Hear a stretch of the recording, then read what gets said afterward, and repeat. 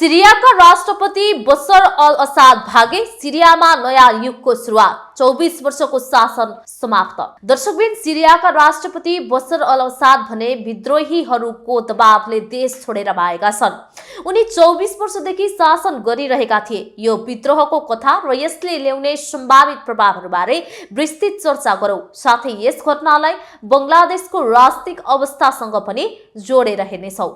नमस्कार, म हिना। आज हामी चर्चा गर्दैछौँ विश्व राजनीति हल्लाउने एउटा यस्तो ठूलो घटनाबारे।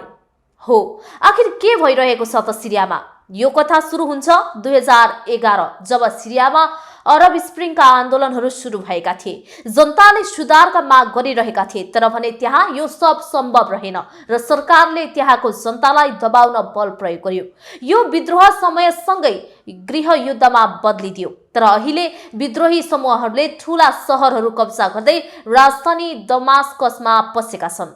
उनीहरूले राष्ट्रपतिका कार्यालय र मुख्य सार्वजनिक स्थानहरू नियन्त्रणमा लिएका छन्। बशर अल असादलाई देश छोड्न बाध्य बनाएका छन्। विद्रोही समूहहरूले घोषणा गरेका छन् कि अब केही समयको लागि अस्थायी रूपमा पुराना प्रधानमन्त्रीको नेतृत्वमा सरकार चलाइनेछ। साथै हतियारधारी समूहहरूलाई सार्वजनिक संस्थाहरूमा प्रवेश निषेध गरिएको छ। दर्शकबिन, बशर अल असादको शासनलाई कस्तो मानिन्छ त? आउनुहोस् यसबारे पनि केही जानकारी लिउँ। उनी सन् 2000 मा सत्तामा आएका थिए। उनका बुबा हाफिज अल असादको निधनपछि उनले सत्ता सम्हालेका थिए। सुरुका केही वर्ष शान्त देखिए पनि 2011 देखि परिस्थिति बदलिदियो।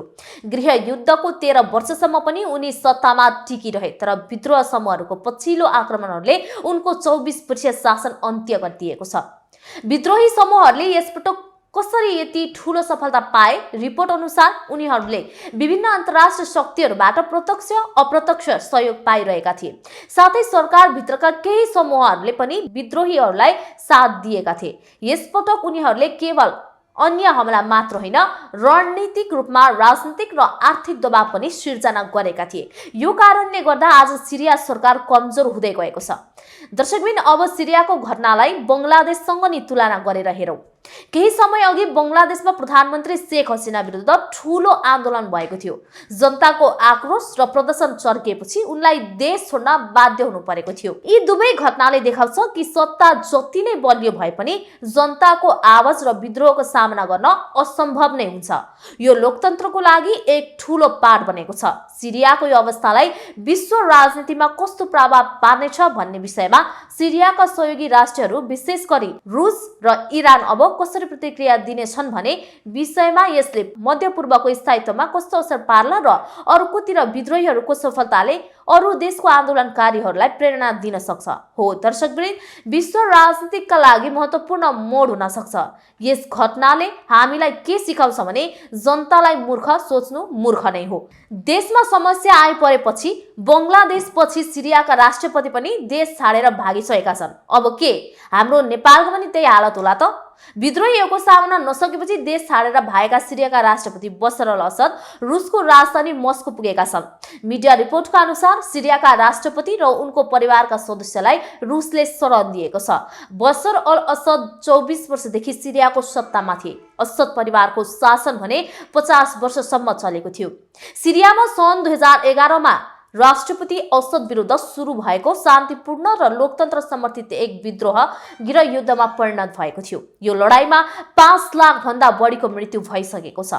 1 करोड 20 लाख भन्दा धेरै व्यक्ति विस्थापित भएका छन्। तीमध्ये करिब 50 लाख जना शरणार्थी बनेका छन् भने एक समय जीवनले भरिपूर्ण यो प्राचीन शहरका सडकहरू अब युद्धको भूतले घेरिएका छन्। वर्षौंको द्वन्द्वबाट अनुहार कठोर भएका विद्रोही लडाकुहरू भग्नावशेषले भरिएका बाटोहरूमा बस्ने गरेका छन्। कहिले नटुट्ने ठानिएको असदको शक्ति कमजोर भएको छ।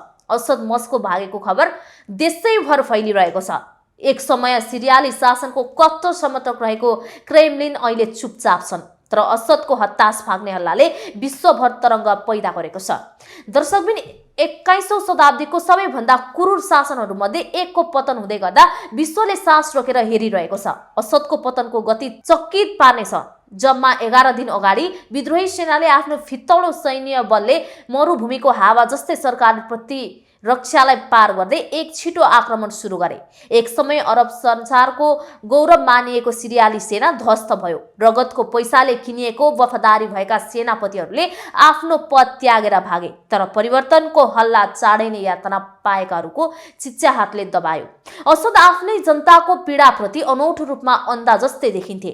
विमतिलाई निर्दयी बल प्रयोग गरी दबाइयो। शान्तिपूर्ण विरोध प्रदर्शनहरू कुल्चिए। अकल्पनीय क्रूरताका उपकरणहरूले भरिएका यातना कक्ष सिरियाली राज्य संयन्त्रको अभिन्न अङ्ग बने। हजारौं मानिसहरू शासनको जेलमा हराए। उनीहरूका परिवारहरू चुपचाप शोक मनाउन बाध्य भए। अन्तर्राष्ट्रिय समुदायबाट त्यागिएका सिरियाली जनता आफ्नो स्वतन्त्रको लागि लड्न बाध्य भए। बङ्गलादेशकी लामो समयदेखि प्रधानमन्त्री शेख हसिनाले असद जस्तै फलामे मुठीले शासन गरेकी छिन्। भ्रष्टाचार र मानवाधिकार उल्लङ्घनको आरोप लागेको उनको सरकारले आलोचक र पत्रकारहरूलाई चुप लगाउँदै विरोधलाई दबाएको छ। ढाकाका सडकहरूमा हल्लाहरू बढ्दै जान्छ।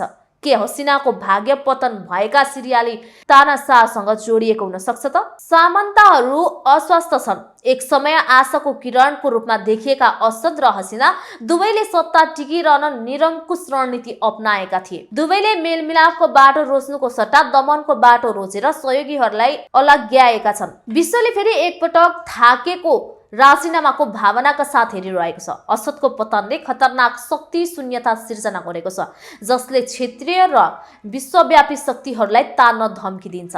एक समय देशको सीमाभित्र सीमित रहेको सिरियाली गृहयुद्धको ज्वालाले अब सम्पूर्ण क्षेत्रलाई निल्न धम्की दिन्छ। आफ्नो क्षेत्र महत्वाकांक्षा उजागर भएको रुसले दमास्कसमा कठपुतली शासन स्थापना गर्न खोज्नेछ। आफ्नो प्रभाव विस्तार गर्ने अवसर देखेको इरानले लेबनान र इराकमा आफ्ना सिया सहयोगीहरूको लागि आफ्नो समर्थन दोब्बर बनाउनेछन्। वर्षौंको असफल हस्तक्षेपपछि विश्वसनीय ध्वस्त भएको संयुक्त राज्य अमेरिका आफ्नो निष्क्रियताको परिणामको सामना गर्न बाध्य हुनेछन्।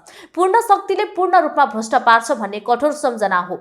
दर्शकबिन, यो सामान्य मानिसहरूको साहसको प्रमाण हो, जो सीमामा पुगेपछि आफ्नो स्वतन्त्रताको माग गर्न उठ्नेछन्। विश्वले सिरियाको गल्तीबाट सिक्नुपर्छ कि निरङ्कुश शासकहरूले आफ्नै जनतालाई कुल्चिँदा राष्ट्रिय समुदायको चुप लागेर बस्न सक्दैन। खोक्रो बयानबाजीको समय सकियो, कार्यको समय अहिले नै हो। सिरियाली जनताले आफ्नो स्वतन्त्रताका लागि ठूलो मूल्य चुकाएका छन् भने अब हाम्रो नेपालीले पनि त्यस्तै गर्ने अवस्था आइसकेको छ। उनीहरूको बलिदान व्यर्थ नहोस्, उनीहरूको सङ्घर्ष राम्रो संसारको चाहना गर्ने सबैको लागि आशाको किरण बनोस्। हस्त एबिसी अनलाइन टिभी हेर्दै गर्नुहोला। नमस्कार।